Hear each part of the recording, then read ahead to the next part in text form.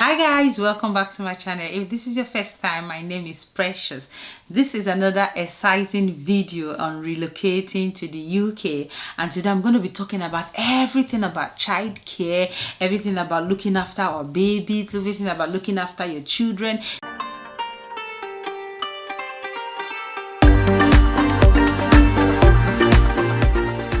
So if you're planning on moving to the UK or countries around the UK, because I think it's going to be similar things happening as well. It may not be the same name of the things I'm going to be calling, but it might be similar kind of things happening as well.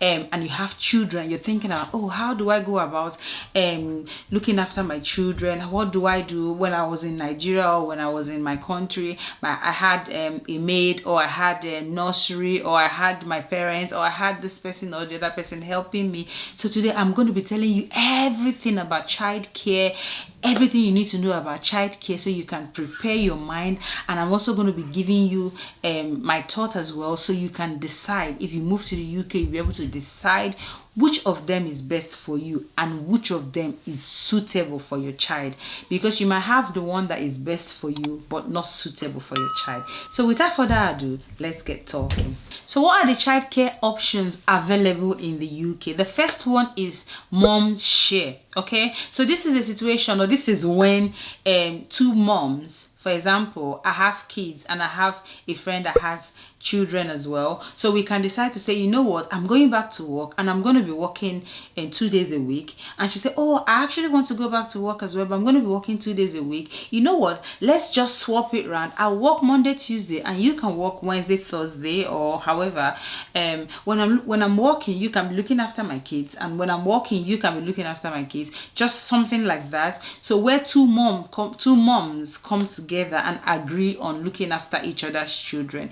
It may not necessarily be in terms of working. It could just be if you're someone who is also a stay-at-home mom and you want to do something, you can say, oh, you know what, I'm going out for this appointment, I don't want to go with my kids, please can you look after my kids? So it's just two moms. And I tell you the truth, it works really, really well. If you can find someone who even lives close to you, who is a mom, and suggest. The thing is that a lot of people have these ideas in mind, but they don't really go to the extent of talking about it or even asking for it.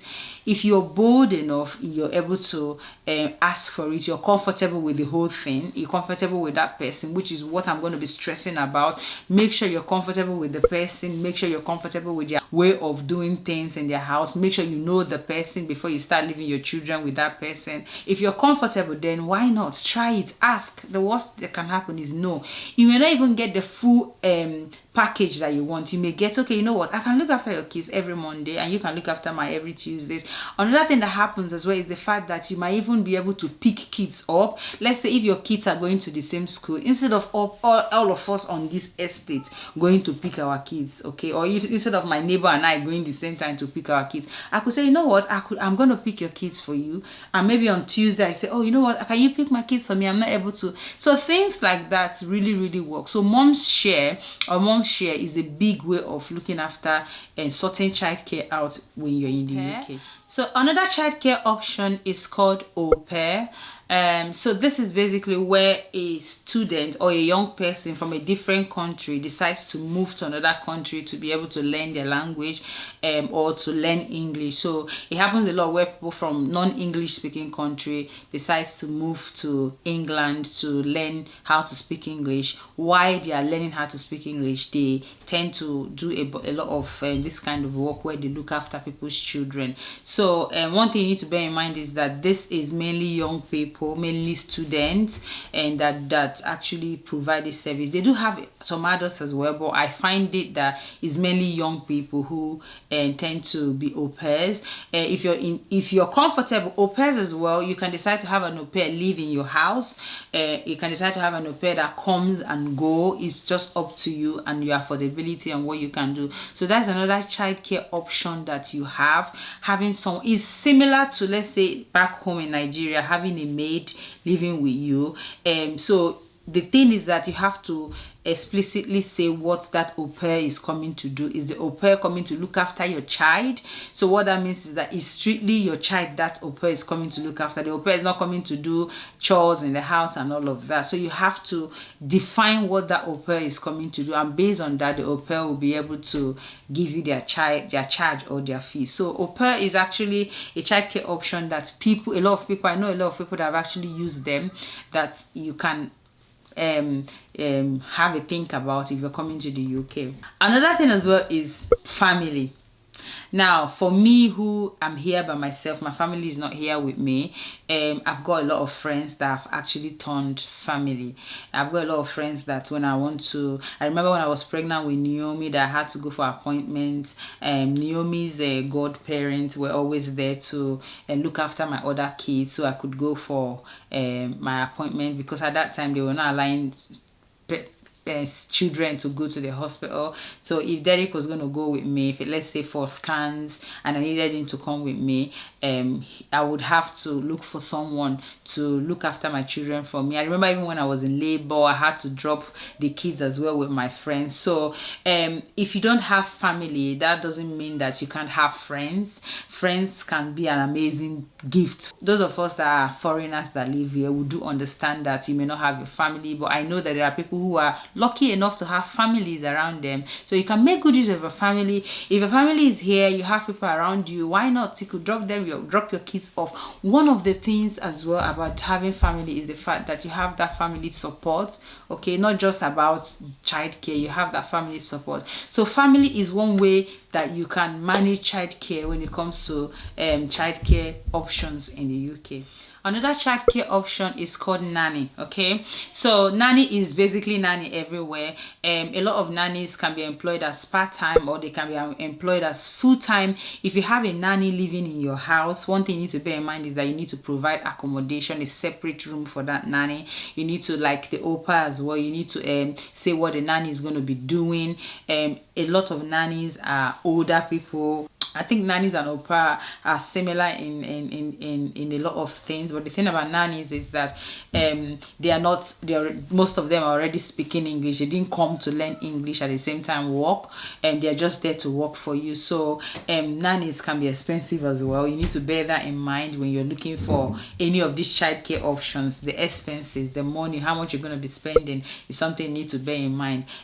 So nanny is an option that you could look at when it comes to childcare option in the UK. I know of people who have nannies. They come to the house, look after the children. When it's time in the evening, when they come back from work, they go back to their houses. Some nannies do school runs, some nannies do chores in the house. So it just depends on what you want your nannies to do. So having a nanny is an option that you want to think about. Don't let anyone deceive you that, oh, childcare is this, childcare. There are childcare options here in the UK. It just depends on what you want for yourself and for your family. Another option is preschool. Preschool basically is like a nursery that you go to before the child starts school.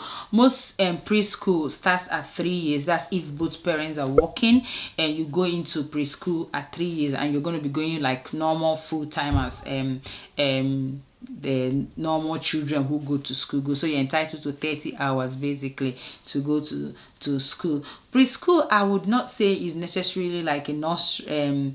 Well, it's an option if you want. Some parents take preschool. Some parents decide, you know what, I'm not going to do preschool. I'm just going to wait until my baby turns 4. So it's up to you what you want to do. But there's that option of going to preschool. So preschool basically is the like a nursery before the child turns 4. So it basically starts at 3 years old. So if you're a parent who you and your partner work in the UK, you're entitled to 30 hours when your child turns 3. You're entitled to 30 hours. So your child can now start going to nursery or whichever preschool you pick for your child to go to. So preschool is an option, is an important option as well. Another option is childminder. So childminder is a setting where you have to take your child to the person's house. The thing about childminder is that you have to take your child to the person's house. Secondly, the person looks after maybe 2 or 3 kids, not a lot of children, but in their own house.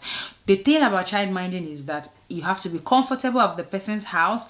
If you're someone who doesn't like pets, the person might have pets.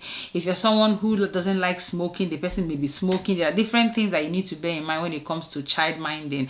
But the good thing about child minding is that it gives the child that home setting, that home feeling. You're not taking your child to school. It's not like a corporate or a formal learning setting. It's just like a home, a home from your home. Okay, how do they say it? A different home from your home. So a lot of people tend to use child minding because it feels homely, makes the child feel like they are home. And child minder, obviously, it's like more of one-to-one. You're almost like you have that few number of children that you're looking after. So most parents tend to use child minding, especially when their babies are young. So that's an option that you want to look after, and also look at the financial implication of things as well. Another option as well is nursery. Nursery is in the UK. You can start sending your child to nursery from anytime, basically 3 months, 1 year, however you like it. The thing about nursery is that you're taking your child to a setting. So it's like you're taking your child to a school, right? So you have to decide, your child is going to be playing with other children. There's that interaction going on. There's that exposure. There's that facility that is specifically for that child. Most parents like nursery. The reason they like nursery is because you don't have just one person looking after your child.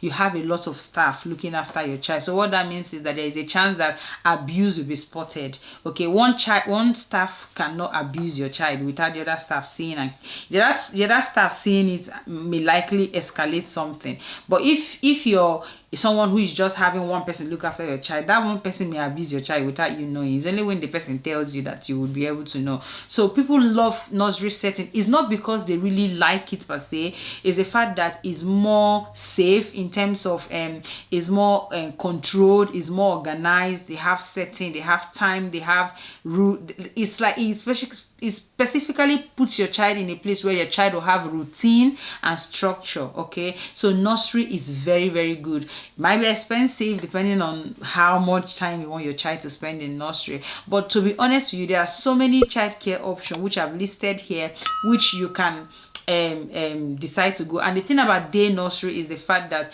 it starts early. Some day nursery starts 7 o'clock. You go 7 o'clock and you finish at 6 o'clock. It all depends on the time you want to go and your arrangement as well. And day nursery as well is also inspected by Ofsted. Ofsted is the body that inspects anything about school setting in the UK. So day nursery has a very high regulation and everything. Every time they come to inspect a nursery, the result is going to be available for parents to see it. So if they come and inspect a nursery and the nursery needs improvement or is good or is outstanding, just to let you know, their ratings are good, outstanding, needs improvement, and all of that. So you have to be looking at an outstanding rating. That's what you should be looking at to drop your child. If a place needs improvement, don't even go there.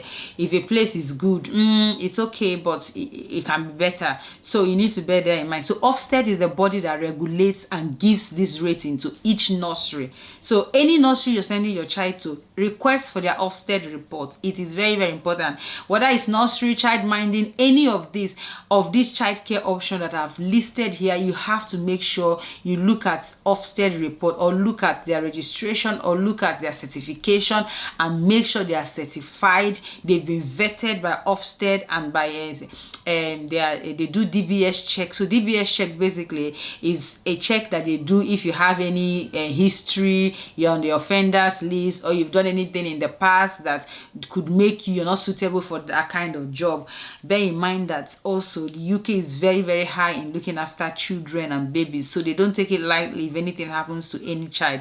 But it's also your responsibility to pick the appropriate place for your child. So guys, these are the childcare options that we have in the UK. If you have any childcare option that you use that I've not mentioned, please let me know in the comment section. If you think this video has been beneficial to you, please let me know in the comment section. Give it a thumbs up and also share to your friends. If you have any specific question about childcare options, please let me know as well, because I am here to serve you. Thank you so much for watching this video. Be grateful, be positive, and be yourself. See you on my next video. Bye for now. Bye.